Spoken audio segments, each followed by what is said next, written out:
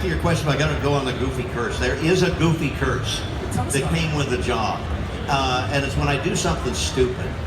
And for example, once I was in the studio and I had a Coca-Cola and I was putting the Coke down and I just was talking and I put it down, and instead of putting it down like that, I put it down just on the edge and it started to fall. And I saw it, so I reached for it and I hit it. But I hit the neck of the bottle and it started spinning and shaking up and spewing all over a probably $200,000 audio board. That's the goofy curse. I was putting up my Christmas lights once and I had on my sweats, and true story, I was putting up lights, and I stepped down off the ladder and my foot hit a riser for a lawn sprinkler system and I fell backwards toward the rose bush. Now, I was wearing just some sweats, and it would be goofy enough if I just fell into the rose bush. The first rose bush grabbed my pants and yanked them down as I stumbled backward. I fell bare-butted into the second rose bush. It was like the Stooges. My wife was like pulling thorns out of my butt, you know. Ow! Oh! That's the goofy curse. And so there is a curse with this job that you know, it just comes along with the work, I think. But the original, what was the original question? I don't even know anymore. That was great. Like, you know. Thank you for being vulnerable with Sure. Yeah, it happens. Oh. Yeah, stuff like that happen all the time. I was talking with one of the Disney executives, and I was in a group of people, and I was going to sneeze, and it was like, so I turned my head, and one of the executives had just walked up beside me, and I flew, and he's like, ah! Saliva's all over him, you know. That's goofy. That's just goofy, you know. I'm waiting until the cops pull me over and or some goofy, what do you expect? You know? We could do this all day. This is awesome. Oh, yeah. But now, okay, I did want to know a little bit about, how it feels to sit in that theater and to watch people, to kind of be with people as they're watching your work. It's a great feeling, just because that's why we do this. We want to entertain. And unfortunately, most of the time, we only get feedback when we meet fans and they say, oh, I love this cartoon or that movie or whatever. But when you're in a live thing, you know, and you get that instant feedback, it's tremendous. I did 6 years of stand-up comedy before I moved to LA, which, by the way, was the best training I ever had, because you learn from an audience what's funny and what isn't, what works, what doesn't, and you need to know that when you're in the booth, because they give you a script and you got to find the funny in those lines. And if you've ever told a joke and you like screw up the punchline, it ain't funny. There's timing that's involved with that, and you learn that from like being on stage.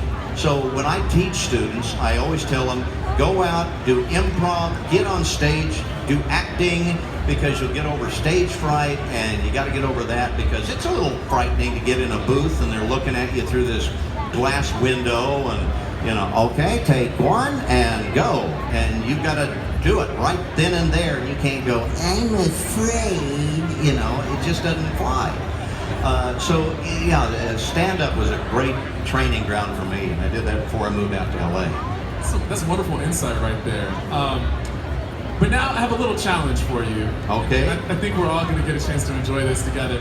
Since when Disney Plus comes out, there is going to be content from so many different brands. Yeah. I mean, like whether it's Marvel or whether it's Star Wars content that's going to be on there. I kind of want to challenge you. Okay. And think about, since you get in Goofy's head for a moment, if you could do a crossover between brand worlds. Okay. I'm curious what Goofy would say if he were to meet some of the following. Meet the character. Okay. So he's gonna meet a person.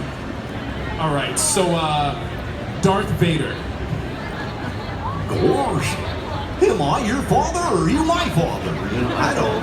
There's a doll, a talking doll we did as Goofy as Darth Vader. So I've actually done that crossover. Oh, wow, okay, cool. So that was easy for you to pull up. What about Iron Man? Do you rust in that suit? You know, who knows? I don't know anything. Good. Princess Leia. How come you got muffins on your ears? I don't know. That's such a reasonable question, though. It's such a Yeah, they reasonable- look like muffin, cinnamon buns or something. And let's think about Captain America. Oh, Captain America. Warriors, can I borrow your shield? I get hit all the time with stuff. Yes. Thank you, Bill.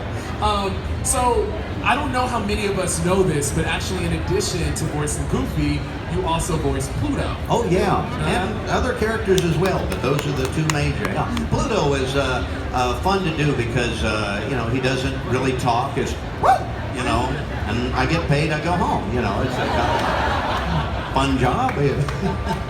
Well, it's funny because, you know, that's also kind of similar to Groot from Guardians of the Yeah. Galaxy. So what's the key to making a character who actually doesn't get a chance to vocalize a whole lot still work? In reality, Pluto's tougher to do than Goofy.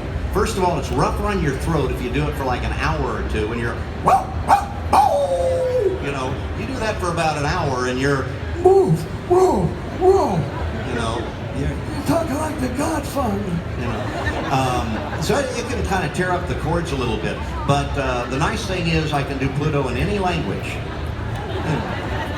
French, German, you know, whatever the language is, I'm okay with Pluto.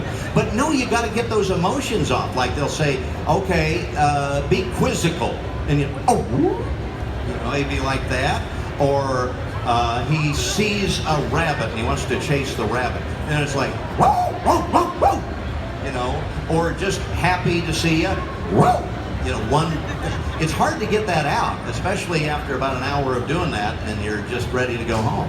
Wow, how do you stay sane? That's wild. Yeah, that's a good time.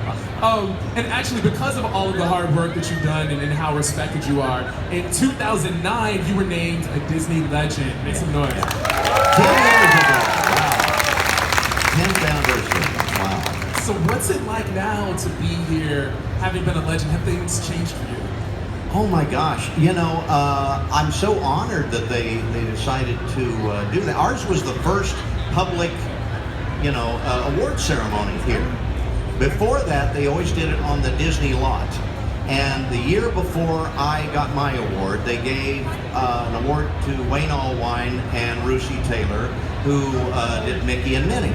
And I think Wayne was ill at the time and passed away shortly after that. And I think, if I'm not mistaken, that was the first time they'd done it for a living person.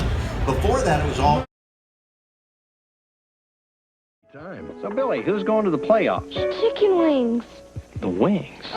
Everyone can do it any way they want it. How's the Spanish going? Bueno. She's got your gift for languages, honey. All you can eat hot appetizers, soup, salad, even build your own sundaes. Fiddler. Buffet Court and Grill. Together at last. Boy, that looks good. Dessert!